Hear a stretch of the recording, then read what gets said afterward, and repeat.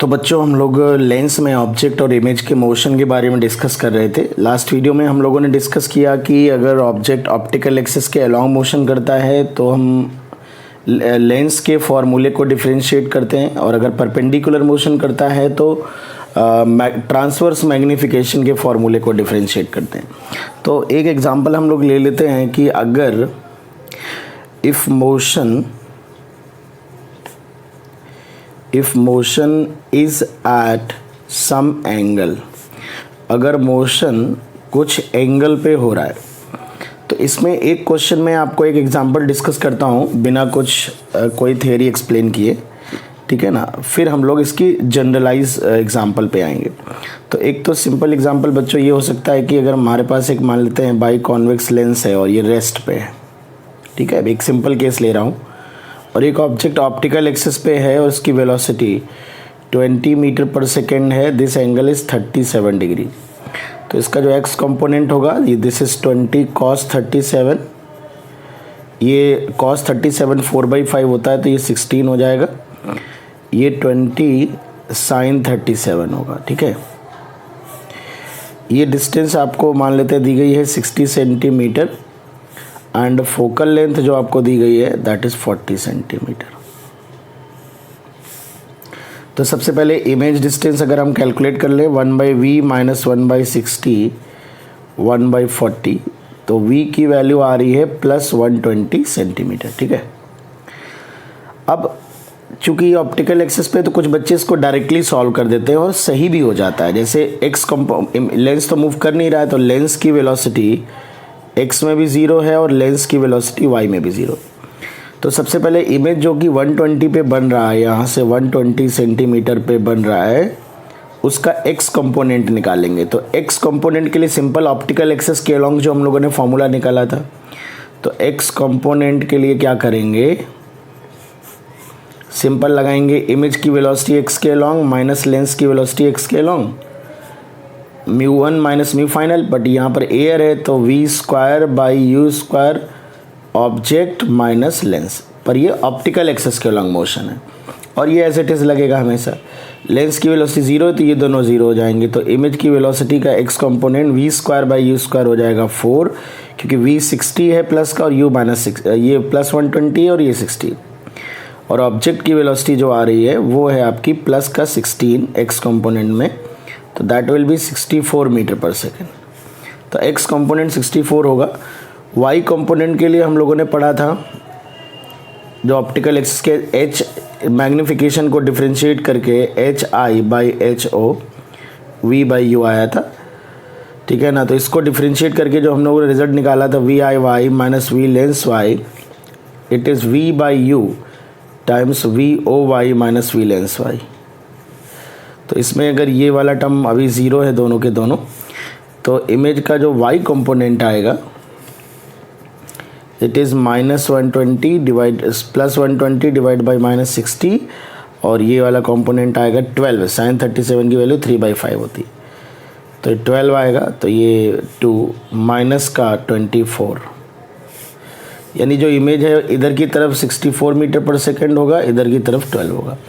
तो यहाँ पर देखा जाए तो हम इमेज की वेलोसिटी को अगर xy प्लेन मान लें तो वेक्टर फॉर्म में लिख सकते हैं 64i cap minus 24 j cap, और ये बाई चांस आंसर हमारा सही भी हो जाएगा। लेकिन बच्चों हमने यहाँ पर एक कॉन्सेप्चुअल मिस्टेक करी है। कॉन्सेप्चुअल मिस्टेक ये करी, अगर आप ध्यान से देखो, कि जब हमने मैग्नीफिकेशन का फॉर्मूला लिखा था v by U into H O, और जब मोशन हमारा ऑप्टिकल एक्सिस के परपेंडिकुलर हो रहा था, उस सिचुएशन में u और v जो थे बेटा वो कांस्टेंट थे, है ना। तो इसलिए हमने जब डिफरेंशिएशन किया था तो dhi by D T equal to v by U constant बना रहा था और dho बाई डी टी हो गया था, है ना। बट यहाँ पर बेटा v और u अगर एंगल पे मोशन हो रहा है तो v और u कांस्टेंट नहीं है ना। ये चीज़ में ये हम तब अप्लाई कर सकते थे जब कोई x कंपोनेंट ना हो, बट आप ध्यान से देखो कि यहाँ पर अगर किसी एंगल पे हमने प्रोजेक्ट किया है, एंगल पे, तो there is some x component also. तो अगर x कंपोनेंट है y भी है तो इसकी वजह से ऑब्जेक्ट की हाइट चेंज होगी, पर इसकी वजह से u और v चेंज होगा, इसकी वजह से u चेंज हो रहा होगा, उससे v चेंज हो रहा होगा। मतलब अगर आपने किसी एंगल पे फेंका है तो u और v को कांस्टेंट नहीं मान सकते। इसका ये मतलब है कि इस फॉर्मूले को जो हम इस तरह से डिफरेंशिएट कर देते हैं ये गलत हो जाता है बेटा, है ना। तो अब क्या करें, क्या तरीका है इसको सही करने का। हालांकि इस केस में जब ऑब्जेक्ट को ऑप्टिकल एक्सिस से फेंका गया है, यहाँ से फेंका गया है, तो हाइट ऑफ ऑब्जेक्ट 0 है इस परिस्थिति में, क्योंकि ऑब्जेक्ट हमारा इस मोमेंट पे ऑन द ऑप्टिकल एक्सिस लाई कर रहा है। इसलिए इस पर्टिकुलर केस में बाई चांस ये हमारा आंसर सही हो जाएगा, ये जो हमने निकाला है। लेकिन किसी एक केस में अगर इसको किसी हाइट से फेंक देंगे तो गलत हो जाएगा। तो ये क्यों सही हो रहा है और एग्जैक्ट सही तरीका क्या है उसको आइए डिस्कस कर लेते हैं। तो कभी भी अगर एंगल पे मोशन हो रहा हो, मतलब हॉरिजॉन्टल के साथ वर्टिकल हो रहा हो, तो फिर आप क्या करेंगे, करना वही उसी तरह है, H I equal to V by U into H O. इसको हम पूरा डिफरेंशिएट करेंगे टाइम के रिलेटिव में, तो D H I by D T आएगा। इसे फर्स्ट टर्म मानेंगे, इसे सेकेंड टर्म मानेंगे। तो v बाई यू का डिफरेंशिएशन सबसे पहले करेंगे, तो डिवीज़न रूल से करेंगे, तो v का differentiation into you minus you का डिफरेंशिएशन इंटू वी। तो ये फर्स्ट टर्म का डिफरेंशिएशन हो गया into second term, sorry upon यहाँ पे यू स्क्वायर भी आएगा, ऊपर वाले का डिफरेंशिएशन इंटू नीचे वाला माइनस नीचे वाले का डिफरेंशिएशन इंटू ऊपर वाला अपॉन नीचे वाले का whole square into first term, है ना। फिर ये आ जाएगा सेकेंड टर्म का डिफरेंशिएशन इंटू फर्स्ट टर्म, है ना, ये फर्स्ट टर्म का डिफरेंशिएशन इंटू सेकेंड टर्म। तो इस तरह से आप ये वैल्यूज़ पुट करोगे। अब यहाँ आप देख सकते हो कि D V by D T का मीनिंग आपको पता ही है कि D V by D T जो है it is velocity of image with respect to lens but along optical axis, तो मैं एक्स लिख ले रहा हूँ। D U by D T का मीनिंग क्या होता है, velocity of object with respect to lens X direction में। D H O by D T का मतलब क्या है, लास्ट टर्म पे पढ़ा चुका हूँ, लास्ट एग्जाम्पल पे लास्ट उसमें वीडियो में, सॉरी। तो ये velocity of object relative to optical axis perpendicular direction में, तो velocity of object minus velocity of, ऐसे लिख लेते हैं, लेंस इन वाई डायरेक्शन।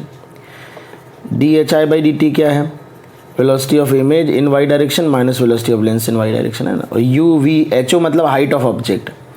अब देखो तुम्हारा ये क्वेश्चन में तुमने ये जनरल डिफरेंशिएशन नहीं किया, लेकिन फिर भी मैं कह रहा हूँ कि आपका ये आंसर सही है। क्यों सही है, क्योंकि जब ऑब्जेक्ट हमारा ऑप्टिकल एक्सिस पे होगा तो एच ओ 0 होगा, मतलब ये वाला पूरा टर्म, ये पूरा का पूरा टर्म आपका 0 हो जाएगा। जब ये पूरा का पूरा टर्म 0 हो जाएगा, if H O equal to 0, है ना। अगर एच ओ 0 है तो आप देख सकते हो simple D H I by D T की वैल्यू, ये टर्म पूरा 0 हो गया, D H O by D T into V by U आ जाएगी। इसका मतलब ये वही सिचुएशन आ जाएगी जो हमने अप्लाई, ये आपका V I minus V lens in Y direction है, और ये V O minus V lens in Y direction है, और ये वी बाई यू। तो ये वही रिजल्ट आ जाएगा जो हमने यहाँ पे अप्लाई किया था, ठीक है ना। लेकिन ये बाई चांस करेक्ट हो गया। अगर हमने लेंस को किसी एंगल पे किसी हाइट से फेंका होता, जैसे मान लो ये लेंस है हमारा और यहाँ से किसी हाइट से ये एच ओ 0 ना होता अगर, तो फिर हमारा सवाल गलत हो चुका होता। ऐसे सिचुएशन में हम एक्स कंपोनेंट तो हमेशा सिंपल तरीके से निकालेंगे, पर वाई एक्स कंपोनेंट में तो कोई चेंज नहीं होगा, कोई बदलाव नहीं होगा, बट वाई कंपोनेंट में बच्चों हमें पूरा डिफरेंशिएशन करना होगा। तो जब भी किसी एंगल पे बॉडी को प्रोजेक्ट किया जाए या पार्टिकल को लेंस के सामने, मिरर के सामने, कर्व सरफेस के सामने, तो मैग्नीफिकेशन के फॉर्मूले को पूरा डिफरेंशिएट करना, v और u का डिफरेंशिएशन भी करना, ठीक है ना। तो चलिए मैं एक एग्जांपल ले लेता हूँ, एक एग्जांपल आपको दिखा देता हूँ कि कैसे आप अप्रोच करेंगे।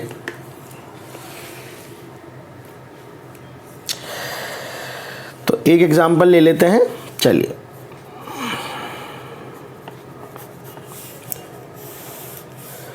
मान लेते हैं ये हमारे पास एक कॉन्वेक्स लेंस है और ये 10√2 मीटर पर सेकेंड की वेलोसिटी से 45 डिग्री पे इस इंस्टेंट पे इसकी वेलोसिटी है।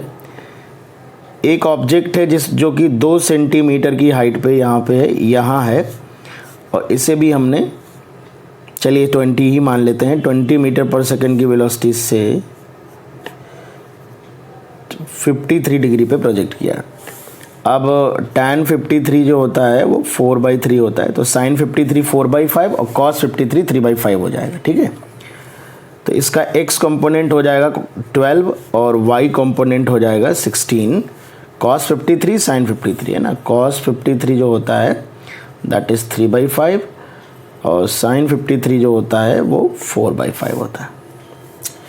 ये जो ऑब्जेक्ट डिस्टेंस दे रहे हैं ये 15 सेंटीमीटर आपको दी गई है, फोकल लेंथ जो है वो 10 सेंटीमीटर गिवन है और ये ऑब्जेक्ट है। इमेज की वेलोसिटी हमें कैलकुलेट करनी है, तो इसके भी आप दो कंपोनेंट कर लीजिए। ये भी 10 आएगा cos 45 और 10√2 sin 45, ये भी 10 आएगा।